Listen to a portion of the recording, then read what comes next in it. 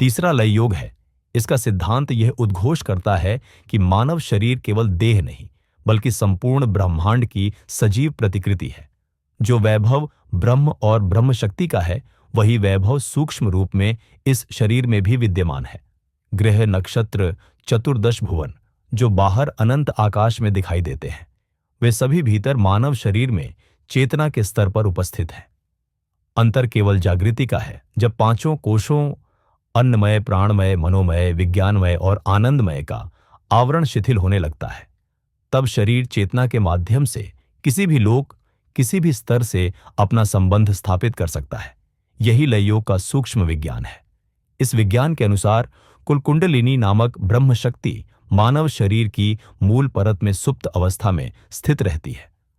अज्ञान की स्थिति में यही शक्ति सृष्टि की प्रक्रिया में प्रवृत्त होती है और उसका स्थूल रूप प्रजनन एवं जैविक उत्पत्ति के रूप में प्रकट होता है। लय योग का उद्देश्य इस शक्ति को बाहर की ओर बहने से रोककर ऊर्ध्वगामी बनाना है। जब यही शक्ति शिव तत्व से संयुक्त होती है, तब बंधन का अंत और मोक्ष की प्राप्ति होती है। इस साधना में कुलकुंडलिनी शक्ति को क्रमशः ऊपर उठाकर मस्तक में स्थित सहस्रदल कमल अर्थात मानव शरीर के 7वें चक्र तक ले जाया जाता है, जहां वह ब्रह्म स्वरूप सदाशिव में लीन हो जाती है। लय योग की साधना को आचार्यों ने 8 भागों में विभाजित किया है, जो साधक को क्रमशः स्थूल से सूक्ष्म और सूक्ष्म से लय की अवस्था तक पहुंचाते हैं। लय योग का ध्यान बिंदु ध्यान कहलाता है, जहां चेतना अपने मूल बिंदु में स्थिर हो जाती है। और जब साधक पूर्णतः शक्ति शिव के ऐक्य में विलीन हो जाता है, तब जो परम अवस्था प्राप्त होती है, वही महालय समाधि है। लय योग देह को ब्रह्मांड से जोड़ने की कला नहीं, बल्कि यह अनुभूति है कि देह स्वयं ब्रह्मांड है। शक्ति को शिव में लीन कर देना ही इसका अंतिम लक्ष्य है, जहां साधक, साधना और साध्य तीनों का लय हो जाता है। और चौथा राजयोग है।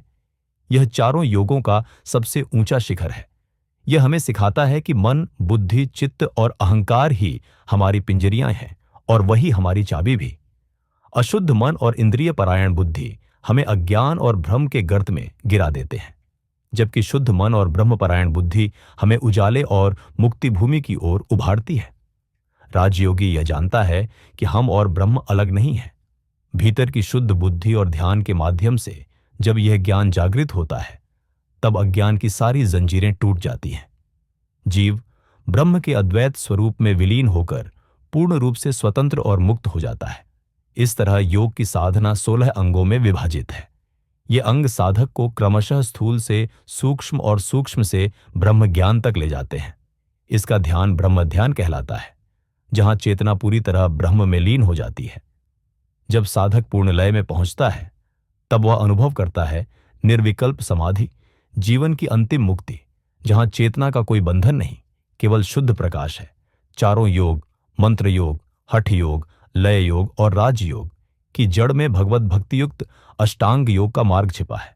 इसे समझो जैसे ब्रह्मरूपी शिखर तक चढ़ने के 8 सोपान, जो साधक को बाहरी और भीतरी, स्थूल और सूक्ष्म, मन और चेतना सभी स्तरों पर ले जाते हैं।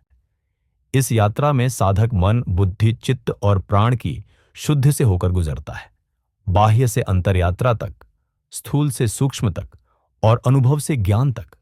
अंततः वह ब्रह्म के अद्वैत स्वरूप में विलीन होकर पूर्ण मुक्ति को प्राप्त करता है। अतः योग केवल अभ्यास नहीं, बल्कि चेतना का विज्ञान है। मंत्र योग, हठ योग, लय योग और राजयोग साधक को बाहरी से आंतरिक और आंतरिक से परम सत्य की ओर ले जाते हैं। अष्टांग योग इन सभी का मार्गदर्शक बनकर जीवन को पूर्णता और शांति की ओर उभारता है। अंततः योग का लक्ष्य कुछ प्राप्त करना नहीं, बल्कि जो हम सदा से हैं उसे पहचान लेना है। जब कर्म शुद्ध हो जाते हैं, मन शांत हो जाता है और ज्ञान प्रकट हो जाता है, तब साधक अनुभव करता है कि जीवन संघर्ष नहीं, साधना है। संसार बंधन नहीं, शिक्षालय है। और आत्मा तथा परमात्मा अलग नहीं, बल्कि एक ही चेतना के 2 नाम हैं।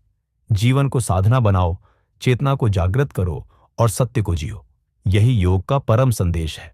अगर इस वीडियो ने आपके भीतर एक क्षण के लिए भी शांति, शक्ति या सत्य का स्पर्श कराया है, तो इस यात्रा को यहीं मत रोकिए। अभी सब्सक्राइब कीजिए, लाइक करके अपने जागृत होने का संकेत दीजिए और इसे शेयर कीजिए, क्योंकि चेतना का प्रकाश जितना फैलता है, उतना ही संसार बदलता है। याद रखिए, योग देखा नहीं जाता, जिया जाता है।